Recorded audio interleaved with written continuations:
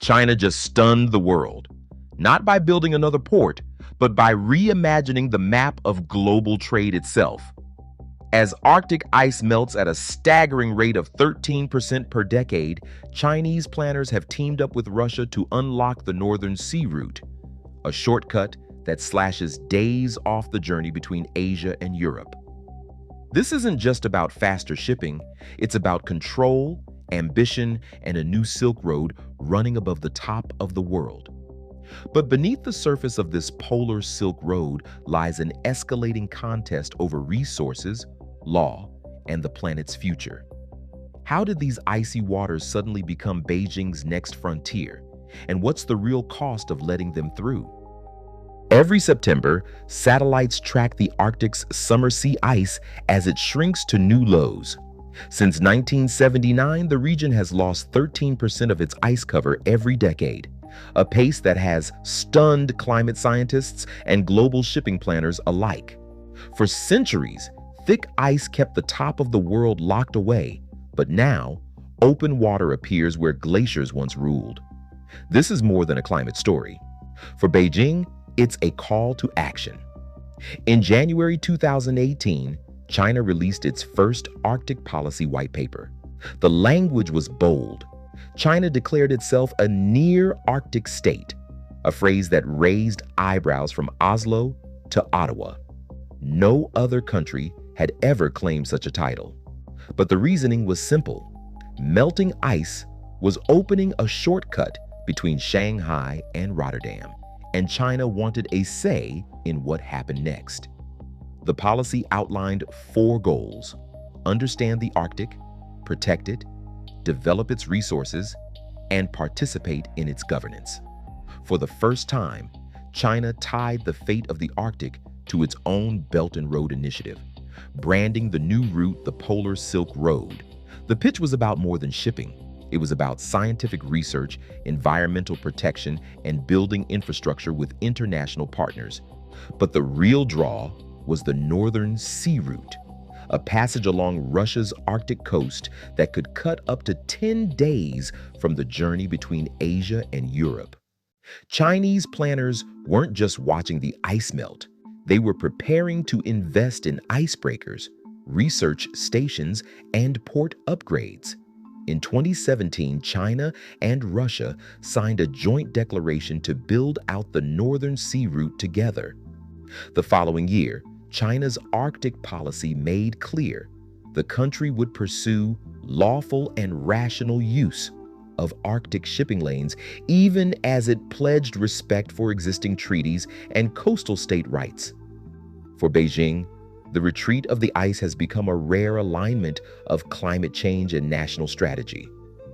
The Arctic, once a frozen barrier, is now a corridor, one that Chinese policymakers are determined to help shape. Russia holds the legal keys to the Northern Sea Route. Under Article 234 of the United Nations Convention on the Law of the Sea, Moscow claims the right to set strict rules for shipping through its Arctic waters. Every foreign vessel, Chinese or otherwise, needs a permit from Russia's NSR administration. That permit comes with a stack of conditions: mandatory icebreaker escort, Russian pilots on board, and adherence to environmental standards designed for ice-covered seas. There's a price tag, too.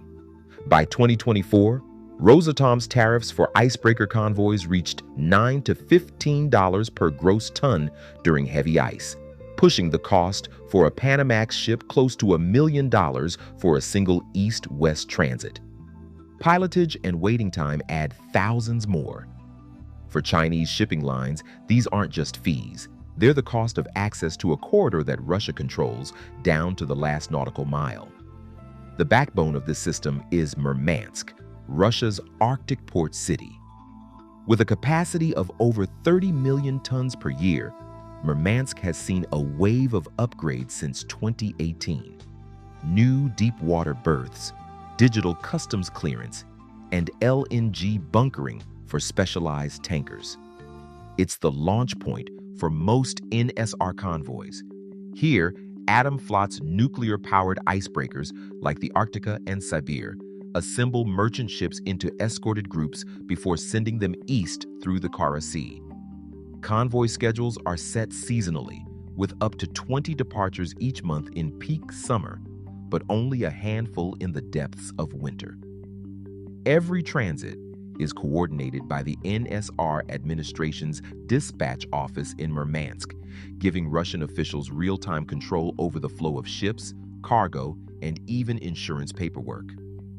On the other end of the line, Shanghai stands as China's main Arctic-facing gateway. The city's massive port, handling 49 million containers in 2023, has expanded its refrigerated storage and ice-classed equipment, but there's no dedicated Arctic terminal yet. Instead, general-purpose facilities handle the handful of NSR-linked sailings, including Nunu Shipping's Arctic Express service connecting Shanghai to Arkhangelsk. Chinese port planners talk about future Arctic hubs, but for now, the infrastructure remains aspirational. All real-time coordination happens through bilateral working groups, with Russian and Chinese officials hammering out the details of ship schedules, cargo manifests, and regulatory compliance. The operational backbone of the Polar Silk Road is built on these rules, these ports, and the icebreakers that keep the corridor open, at a price, and on Russia's terms. In July 2022, the Chinese icebreaker Shuilong 2 completed its first full cargo transit along the Northern Sea route. The voyage shaved nearly 10 days off the standard Shanghai to Rotterdam journey. That's a week and a half less at sea, enough to reroute global supply chains if the route proves reliable. COSCO, China's state shipping giant, has since added regular slots for Arctic sailings, booking space for everything from electronics to frozen seafood. The numbers are starting to add up. In 2024, more than 90 international transits crossed the Northern Sea route, with Chinese-flagged vessels making up a growing share. But the economics are tricky. On paper, the Polar Silk Road promises lower fuel costs, sometimes $300,000 less per voyage compared to the Suez Canal. There's no canal toll either. Yet, the Arctic comes with its own bill. Every foreign vessel must pay for a Russian icebreaker escort, which can cost up to $400,000 per trip. Then there's insurance. Underwriters charge a premium for Arctic risk, typically $300,000 or more per transit, even for ice-classed ships. That's double or triple the standard rate for a Suez-bound journey. Add pilotage, permits, and the constant threat of ice delays, and the total Arctic overhead lands between $600,000 and $1.2 million per passage. For COSCO's navigators, the route is a high-wire act. They rely on real-time satellite ice maps, Russian convoy schedules, and precision timing to avoid getting trapped by a sudden freeze. Insurers, meanwhile, keep a close eye on every crossing, recalculating premiums with each incident or delay. Some years, the Northern Sea route is a bargain. In others, a single cold snap can turn savings into losses. Despite the risks, demand keeps rising. Chinese and Russian officials have signed new tariff deals, and shipping lines are investing in more ice-classed vessels.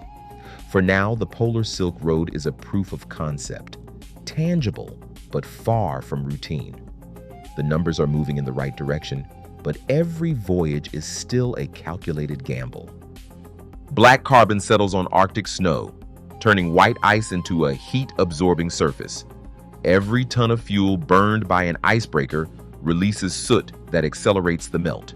In 2023, Arctic shipping emitted nearly 900,000 tons of CO2 and thousands of tons of black carbon, numbers that have doubled in just a decade.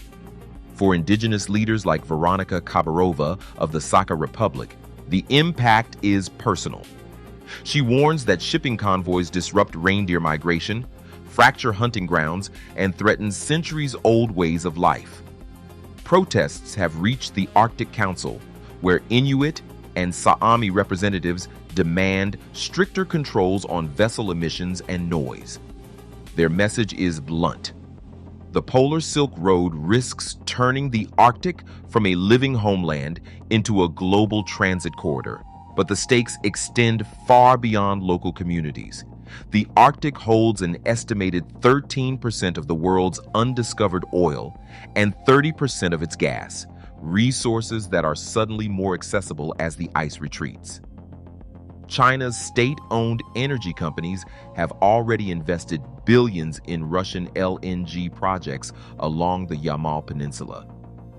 Western governments, watching from afar, see a new resource race unfolding at the top of the world. The United States and Norway have called for a moratorium on Arctic drilling, while China and Russia push ahead with joint ventures and expanded shipping. Diplomatic cables from 2024 reveal growing anxiety in Washington and Brussels about the pace of new Arctic infrastructure, with warnings that unchecked development could trigger ecological tipping points. The Arctic Council, founded to promote cooperation and conservation, now finds itself caught between rival visions for the region's future. Council scientists warn that increased shipping could bring invasive species, oil spills, and a feedback loop of melting and industrialization. Indigenous delegations, once focused on cultural preservation, now argue for binding environmental rules. There's no global consensus. The Polar Silk Road is reshaping the Arctic's destiny, but no one, not Beijing, not Moscow, not Ottawa, can say what the region will look like a generation from now. In 2018, China officially declared itself a near-Arctic state and joined Russia in a joint declaration to develop the Northern Sea Route. Since then, Arctic summer sea ice has declined by 13% per decade, opening new shipping lanes that cut transit times between Asia and Europe by up to 10 days. The expansion of Murmansk port to 30 million tons and the commissioning of Shanghai's Arctic terminal in 2023 mark major milestones. Yet, despite successful voyages like the Shuilong 2 in 2022, key details, such as the full extent of resource deals and the long-term environmental impact, remain undisclosed or unresolved. Official documents confirm that 13% of the world's oil and 30% of its gas lie in the Arctic, fueling competition and concern. As new icebreakers set course and global scrutiny intensifies, one fact is clear: the Polar Silk Road has shifted Arctic power dynamics, and its full consequences are only starting to unfold.